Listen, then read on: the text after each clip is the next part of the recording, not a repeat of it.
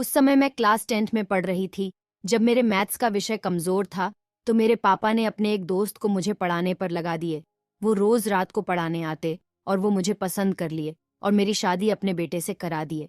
उसने मुझसे मीठी मीठी बातें करने लगा और मेरे हाथ चूमने लगा। उसके बाद विवेक ने मुझे मेरी मुंह दिखाई का गिफ्ट दिया।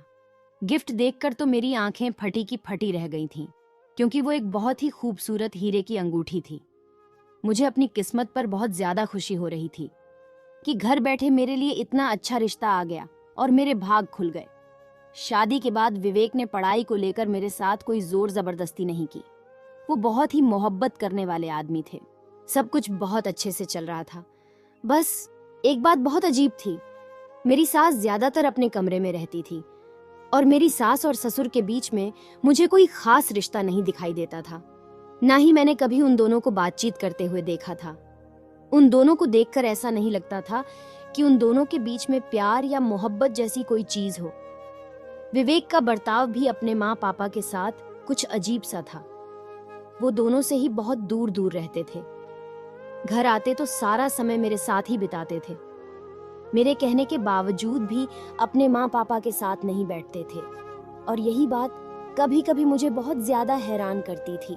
वो इकलौते बेटे होने के बावजूद भी अपने माँ पापा से इतनी दूर क्यों थे?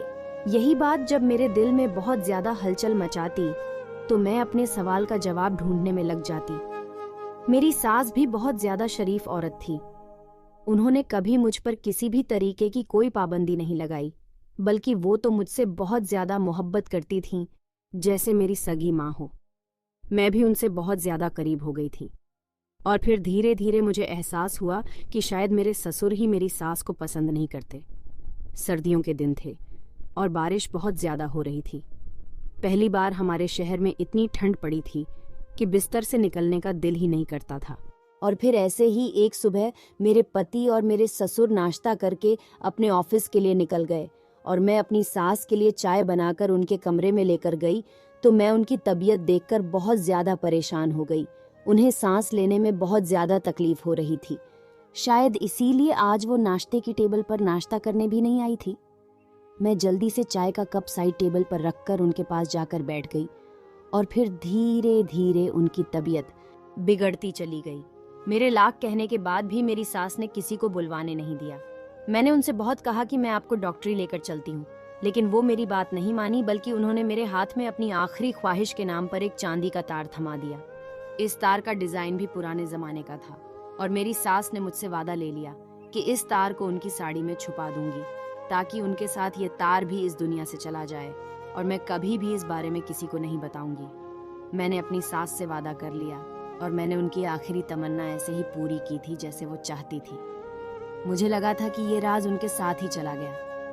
अब मैं इस राज को कभी नहीं जान पाऊंगी कि वो चांदी का तार किसका था और उन्होंने अपनी साड़ी में क्यों रखवाया था।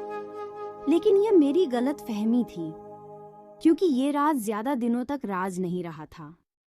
जब सब मेहमान अपने अपने घर चले गए और मैं सोने के लिए अपने कमरे में आकर लेटी तो मुझे अपनी कमर पर किसी के हाथ रखने का एहसास हुआ और मैं यह सोचकर पलटी थी कि मेरे पति जो अपनी माँ का शोक मनाकर कमरे में मेरे पास आए होंगे।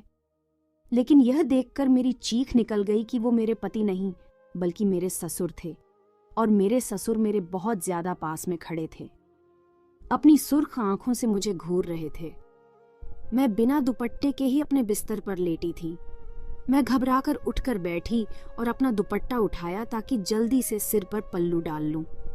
मेरे ससुर की आंखें बहुत ज्यादा लाल हो रही थीं। पता नहीं ये रोने की वजह से थी या फिर गुस्से की वजह से थी। उन्होंने बहुत बुरी तरह से मुझे घूर कर देखा और कहने लगे कि चलो लड़की, अब सच सच बताओ, तुम्हारी सास ने मरने से पहले तुम्हें क्या बताया था? उनके इस तरीके से पूछने पर मैं बहुत ज्यादा घबरा गई। उनको देखकर लग नहीं रहा था कि वो किसी सदमे में है, बल्कि ऐसा लग रहा था कि वो बहुत ज्यादा गुस्से में हूँ। मैंने हकलाते हुए कहा कि पापा जी, माँ ने कुछ नहीं कहा था।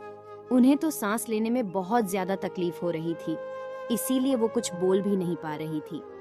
मेरे ससुर ने अपनी आंखें निकालकर मुझे घूरा और कहने लगे कि अगर तुमने फौरन मुझे सारा सच नहीं बताया तो मुझसे बुरा कोई नहीं होगा। मेरी समझ में नहीं आ रहा था कि मेरे ससुर मुझसे क्या जानना चाहते हैं, लेकिन उनके व्यवहार ने मेरी जान निकाल कर रख दी थी। मेरे ससुर की आवाज सुनकर विवेक भी कमरे में आ गए थे और जब उन्होंने देखा कि उनके पिता मुझ पर गुस्सा कर रहे हैं तो वो अपने पिताजी से कहने लगे, क्या बात है, आप पलक पर गुस्सा क्यों कर रहे हैं? लेकिन मेरे ससुर ने विवेक को भी बहुत घूर कर देखा और कहने लगे कि मैं इस लड़की को इसीलिए यहाँ शादी करवा कर लाया था कि ये बहुत कम उम्र और नादान मासूम लड़की है। ये अपनी मोहब्बत से अपनी सास का दिल जीत लेगी तो वो राज हमें पता चल जाएगा जिसे जानने की हम कब से कोशिश कर रहे हैं। लेकिन तुम्हारी पत्नी तो बहुत ज्यादा चालाक निकली। देखो कैसे मुंह पर ताला लगाए बैठी है, जबकि मैं जानता हूं कि तुम्हारी मां ने मरने से पहले इसके आगे वो राज जरूर खोला होगा। अपने पापा की ये बात सुनकर विवेक ने अजीब नजरों से मुझे देखा और कहने लगे, पलक, तुम्हें कुछ पता है क्या? मां ने मरने से पहले तुम्हें कुछ बताया था? मैंने रोते हुए विवेक से कहा कि मुझे बताए तो सही कि आप किस बारे में बात कर रहे हैं और क्या जानना चाहते हैं। और मां की हालत तो इतनी खराब थी कि उनसे बात तक नहीं की जा रही थी। वो भला मुझे कौन सा राज बताती? विवेक ने कुछ सोच समझकर मेरी तरफ देखा और कहने लगे, मां ने तुम्हें किसी चांदी के तार के बारे में कुछ बताया था। क्या उन्होंने तुम्हें बताया कि वो चांदी का तार कहाँ है? विवेक की बात सुनकर मेरे पैरों तले से जमीन निकल गई थी और मुझे ये बात अब समझ आई थी कि वो दोनों बाप बेटे चांदी के तार के बारे में बात कर रहे हैं जिसे मैंने अपनी सास की साड़ी में छुपाया था। मेरी सास ने मरने से पहले मुझे सख्ती से मना किया था कि मैं इस बारे में किसी को कुछ भी नहीं बताऊं और मैं उनसे किया हुआ वादा नहीं तोड़ सकती थी। इसीलिए मैंने उस समय सफेद झूठ का सहारा लिया और विवेक से कह दिया कि मुझे तो किसी तार के बारे में मां ने कुछ नहीं बताया।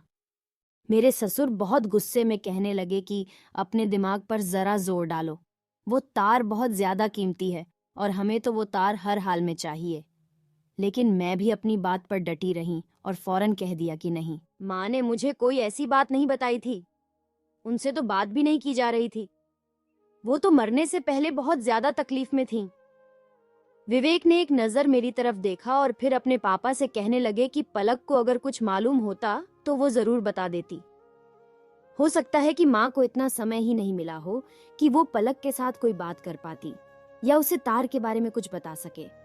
मेरे ससुर ये बात सुनकर अपने पैर पटकते हुए कमरे से निकल गए और उनके जाने के बाद मैंने विवेक से पूछा कि किस चांदी के तार की बात हो रही है? ऐसी क्या चीज है जो पिताजी इस कदर गुस्से में हैं? मैंने अब से पहले तो पापा जी को इतना गुस्से में कभी भी नहीं देखा था।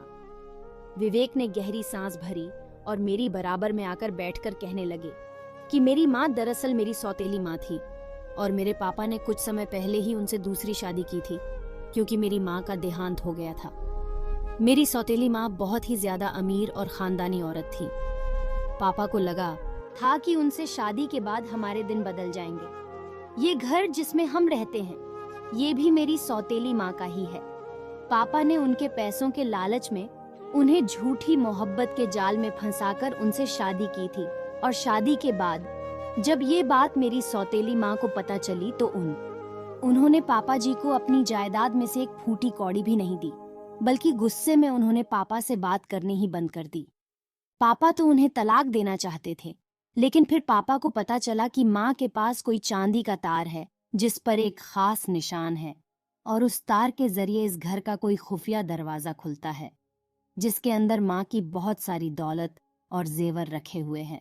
जैसे ही पिताजी को इस बात का पता चला, पिताजी ने माँ को तलाक देने का फैसला बदल लिया और चुपचाप उनके साथ ये सोचकर जिंदगी गुजारने लगे, आज नहीं तो कल इस दरवाजे तक पहुँचने का रास्ता मिल ही जाएगा।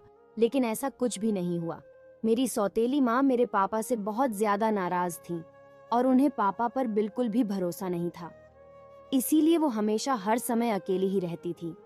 यही वजह थी कि मेरे पापा ने फौरन मेरी और तुम्हारी शादी करवा दी, क्योंकि पापा का मानना था कि तुम बहुत ही सीधी साधी और मासूम सी लड़की हो और जल्द ही मेरी माँ के दिल में अपनी जगह बना लूंगी।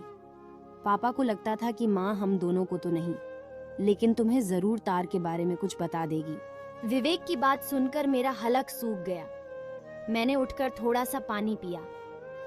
अब मुझे समझ आ रहा था कि क्यों मेरा पति और मेरा ससुर मेरे सास से इस कदर दूर थे और किस वजह से मेरी सास ने इतने चुपके से वह तार मुझे उनकी साड़ी में छुपाने को कहा था।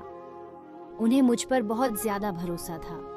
उन्हें पता था कि मैं उनकी बात जरूर मानूंगी और वो इन लालची लोगों को अपनी जायदाद नहीं देना चाहती थी। इसीलिए उन्होंने उस तार को अपने साथ ले जाने का सोचा।